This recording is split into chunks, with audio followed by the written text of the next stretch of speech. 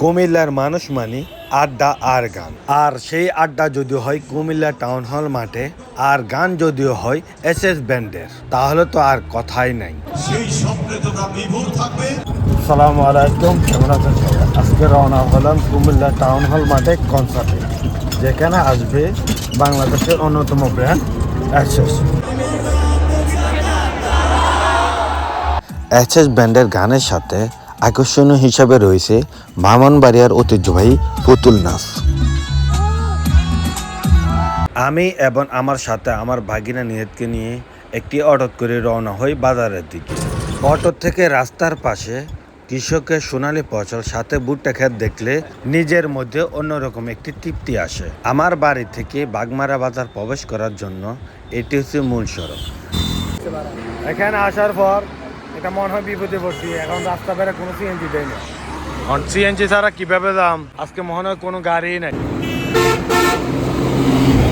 অবশেষে একটি সিএনজি নিয়ে রওনা হয় শহরের উদ্দেশ্যে। হাইওয়ে রাস্তাতে সিএনজি যাতায়াত করা একটি রিস্কের হয়ে থাকে। এখানে লোকাল বাসও আছে, কিন্তু লোকাল বাসে দাঁড়িয়ে যাওয়া ছাড়া কোনো উপায় থাকে না। তাই বাধ্য হয়ে সিএনজি নিয়ে রওনা হয় শহরের দিকে। কিছুটা রাস্তা আসলে পাম্পে সিএনজি গ্যাসের জন্য প্রবেশ করলে গাড়ির সিরিয়াল দেখলে নিজেকে অবাক মনে হয়, যা আগে কখনো দেখা যায়নি এরকম অবস্থা।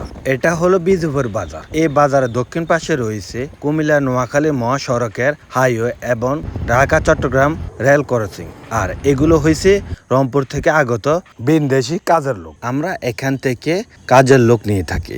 রাস্তা ভালো থাকায় 20 মিনিটে বাগমারা বাজার থেকে চলে আসি কুমিল্লা পদুয়া বাজার বিশ্ব রোড। এটা হলো কুমিল্লা পদুয়া বাজার বিশ্ব রোড ওভারব্রিজ।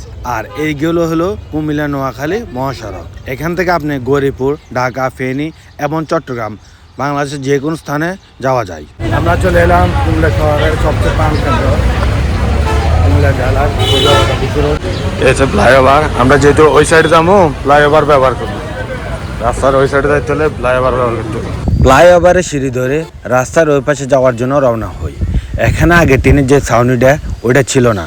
গরমের সময় যাত্রীদের ফ্লাইওভার ভোগান্তির একটি কারণ ছিল, বর্তমানে যা হয় না।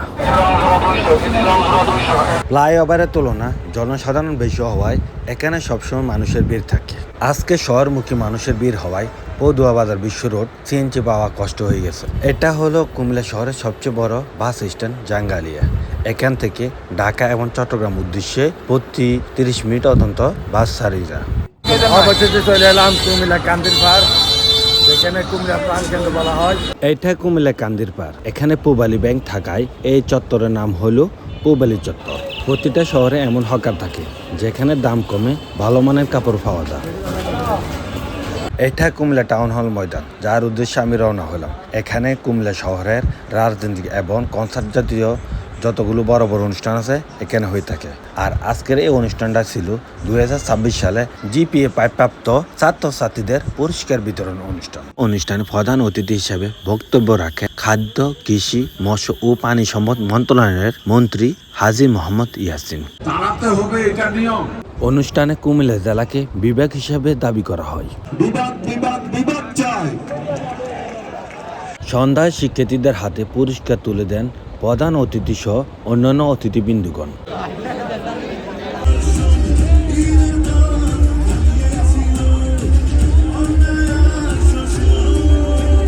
পুরস্কার বিতরণ অনুষ্ঠান শেষে সাংস্কৃতিক অনুষ্ঠান শুরু হয়।